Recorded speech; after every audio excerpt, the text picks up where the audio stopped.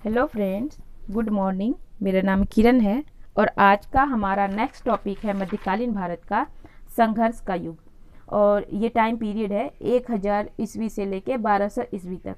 और इस काल में हम ये देखेंगे कि तुर्कों का आगमन क्यों हुआ, कैसे हुआ और क्या कारण था। फिर गजनबी गौरी आए, फिर उसके बाद भारत में तुर्कों का विजय कैसे हुआ, फिर राजपूतों के पराजय का क्या कारण था और राजपूत काल की क्या विशेषताएं थी, जैसे उसमें बहुत मंदिर बना था, साहित्य कला को प्रोत्साहन मिला था। तो सबसे पहले आइए हम देखते हैं इस टॉपिक से रिलेटेड कि मेंस में किस तरह से क्वेश्चन पूछा गया है।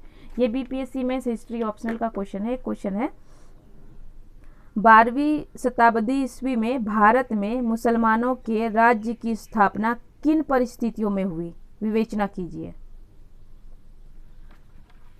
और दूसरा क्वेश्चन है, ये यूपीएससी हिस्ट्री मेंस का है, ऑप्शनल का। भारत के सांस्कृतिक इतिहास में 11वीं 12वीं सदी में घटनापूर्ण प्रगति देखी गई, विवेचना कीजिए। क्योंकि इसी काल में देखिएगा जब तुर्कों का आगमन होता है तो उत्तर भारत में भी परिस्थितियां सामान्य नहीं थी।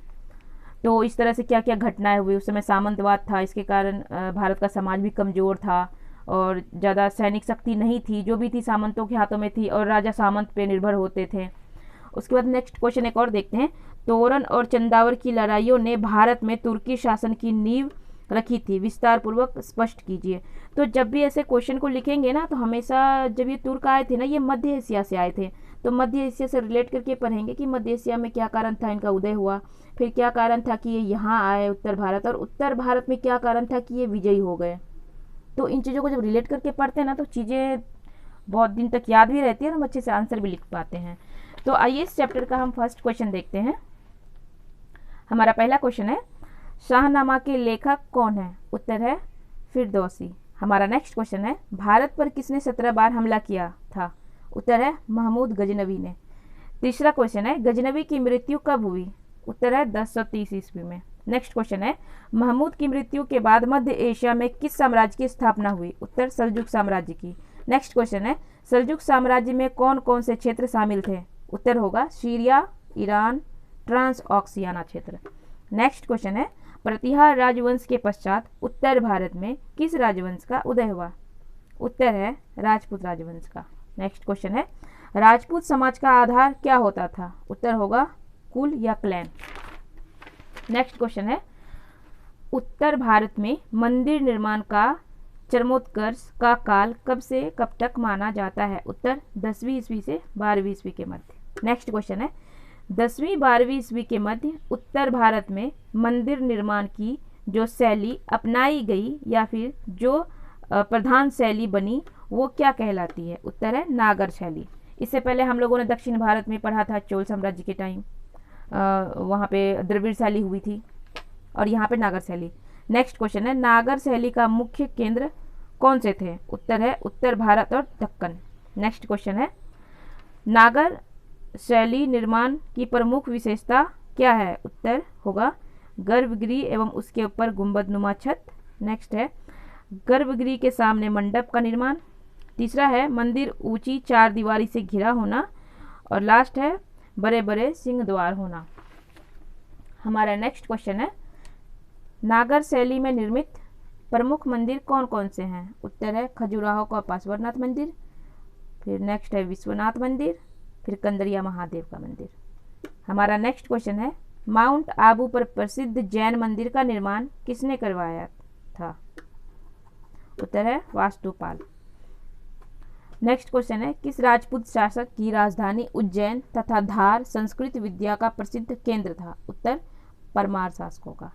नेक्स्ट क्वेश्चन है, किस लड़ाई में अलाउद्दीन नामक 2 भाइयों को वीरगति प्राप्त हुई तथा वो लोकगीतों में अमर हो गए? उत्तर है महोबा की लड़ाई में। नेक्स्ट क्वेश्चन है, तराइन का प्रथम युद्ध कब और किनके मध्य हुआ था? उत्तर है 1191 ईस्वी में गौरी और पृथ्वीराज चौहान के मध्य, जिसमें पृथ्वीराज चौहान का विजय हुआ। नेक्स्ट क्वेश्चन है, तराइन का द्वितीय युद्ध कब और किनके मध्य हुआ? आंसर होगा 1192 ईस्वी में गौरी और पृथ्वीराज चौहान के मध्य, जिसमें पृथ्वीराज चौहान की पराजय हुई थी। नेक्स्ट क्वेश्चन है, चंदावर की लड़ाई कब और किनके मध्य हुई थी? आंसर है 1194 ईस्वी में गौरी और जयचंद के बीच हुई थी, जिसमें गौरी विजयी रहा। हमारा नेक्स्ट क्वेश्चन है, किस लड़ाई के पश्चात भारत में तुर्क शासन की नींव पड़ी? आंसर होगा तराइन और चंदावर की लड़ाई में। यहाँ से ये देखिए, आपने देखा होगा 2-3 क्वेश्चन यहाँ से पूछा हो गया है, ये बहुत इंपॉर्टेंट है। और जब भी नागर शैली की बात होगी तो भी यहीं से आएगा। नेक्स्ट क्वेश्चन है इसी टॉपिक से, नेक्स्ट क्वेश्चन है, किस तुर्क ने बिहार पर हमला कर प्रसिद्ध बौद्ध मंदिर नालंदा एवं विक्रमशिला विहार को नष्ट कर दिया? उत्तर है बख्तियार खिलजी। हमारा नेक्स्ट क्वेश्चन है, उत्तर भारत में तुर्क हमलों से राजपूतों के पराजय का क्या कारण था? आंसर होगा सामंतवाद के उदय के कारण भूमिपतियों और सरदारों का वर्चस्व बढ़ा और राजाओं का प्रशासनिक ढांचा और सैनिक संगठन कमजोर पड़ गया। हम प्राचीन इतिहास में भी देखे थे कि जब लास्ट हमारा हर्षवर्धन का काल था, उस समय भूमि अनुदान बहुत ज़्यादा, भूमि अनुदान की प्रथा तो पहले से थोड़ी बहुत चली आ रही थी, लेकिन हर्ष के समय में जो वेतन देने का काम होने लगा वो भूमि दान से होने लगा। इसके कारण सामंतों की संख्या बढ़ गई, राजा की स्थिति कमज़ोर होने लगी, और जब राजा ही कमज़ोर होगा तो उसे आश्रित होना पड़ेगा सामंतों पे, अपने आर्थिक स्थिति के लिए भी, सैनिक स्थिति के लिए। तो इस तरह से देखते हैं कि हमारा समाज कहीं ना कहीं वो विखंडित होने लगा, कमज़ोर होने लगा, और राजा के हाथ में शासन नहीं रहेगा और या फिर बहुत ज़्यादा पावर नहीं होगी तो फिर वो हमले को भी अच्छे से नहीं झेल पाएगा। मतलब जब भी हमला होगा तो वो उस चीज़ को अच्छे से प्रत्युत्तर नहीं दे पाएगा। और दूसरा कारण था राजाओं का स्थानीय सरदारों पर निर्भर रहना, ये तो वही हो गया पॉइंट। फिर नेक्स्ट है सरदारों में आपसी तालमेल ना होना, क्योंकि सभी सरदार आपस में अलग अलग थे, सबका अपना अपना क्षेत्र था, वर्चस्व था, और उसमें लड़ाइयाँ भी बहुत होती थी। इसके अलावा नेक्स्ट है भारतीय घुड़सवारों का एक संगठित रूप में लंबे दूरी तक दांव पेच का अनुभव ना होना। ये एनसीईआरटी इस तरह की बातें कह रहा है कि भारतीयों के जो घुड़सवार थे उस समय वो दांव पे ज़्यादा नहीं जाते थे और लंबी दूरी वो नहीं तय कर पाते थे, या जो भी उसका रीजन रहा हो। और एक और रीज़न है भारतीय राजा पराजय के बाद अपमान समझकर आत्महत्या कर लेते थे, जबकि तुर्क अपनी गलतियों को सुधार कर पुनः हमला करते थे, और विपरीत परिस्थिति में तुर्क मैदान छोड़कर भी भाग जाते थे, जबकि भारतीय राजा विपरीत परिस्थितियों में भी युद्ध लड़ते थे और मैदान छोड़कर नहीं भागते थे।